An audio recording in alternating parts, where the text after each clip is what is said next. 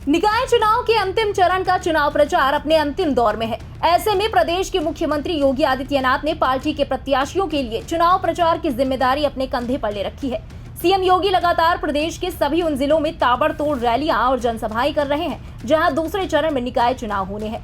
दूसरे चरण में राज्य के 9 मंडलों के 38 जिलों में चुनाव होने हैं।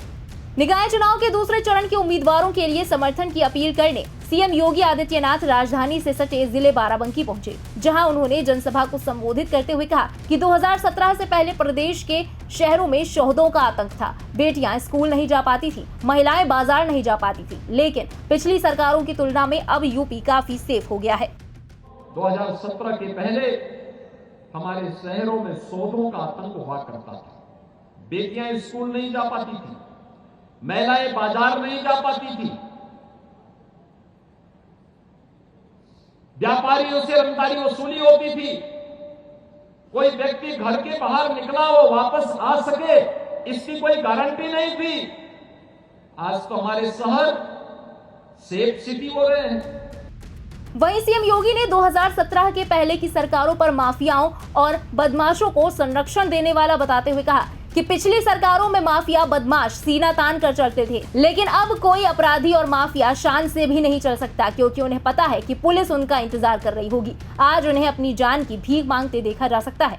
आज कोई अपराधी और कोई माफिया सीना तान करके नहीं चल सकता। रंगदारी की बात तो बहुत दूर है, आज वो सीना तान करके नहीं चल सकता है, क्योंकि उसे मालूम है जैसे सड़कों पर सीना तान करके चलेगा तो पुलिस उसका इंतजार कर रही होगी। और आज वह गले में पिछले तख्ती लटका करके जान की भीख मांगता हुआ दिखाई देता है। आज किसी व्यापारी और किसी शरीफ व्यक्ति को छेड़ने का दुस्साहस नहीं कर सकता। वहीं सीएम योगी ने बसपा, सपा और कांग्रेस की सरकारों पर प्रदेश में तुष्टीकरण की राजनीति कर समाज को बांटने का भी आरोप लगाया। सपा, बसपा और कांग्रेस के लोग तुष्टीकरण की नीति पर चल करके समाज को जाति के आधार पर बांटते थे और परिवार विशेष को लूट करने की छूट देते थे।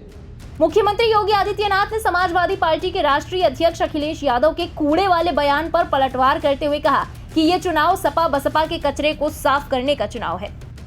आपने समाजवादी पार्टी के अध्यक्ष का भी बयान पढ़ा होगा। उनका बयान भी ये कहता है, वो कहते हैं नगर निकाय चुनाव में हमारी रुचि इसलिए नहीं है क्योंकि वो कूड़ा उठाने का चुनाव है। यानी कूड़ा उठाना उनको ये लगता है जैसे उनकी प्रतिष्ठा की विपरीत है। ये कूड़ा नहीं, ये सपा बसपा के कचड़े को साफ करने का चुनाव है। उनकी गंदगी को सफाई करने का, उनकी अराजकता और उनकी अवसरवादिता को साफ करने का चुनाव है। बता दें कि निकाय चुनाव के अंतिम चरण के चुनाव 11 मई को होने हैं। वहीं इन चुनावों के नतीजे 13 मई को आने हैं। प्रदेश की सभी पार्टी के नेता निकाय चुनाव को जीतने के लिए एड़ी चोटी का जोर लगा रहे हैं और जमकर चुनाव प्रचार कर एक दूसरे पर आरोप प्रत्यारोप भी कर रहे हैं। लेकिन अब देखना ये होगा कि कौन सी पार्टी उन चुनावों में जीत दर्ज कर पाती है।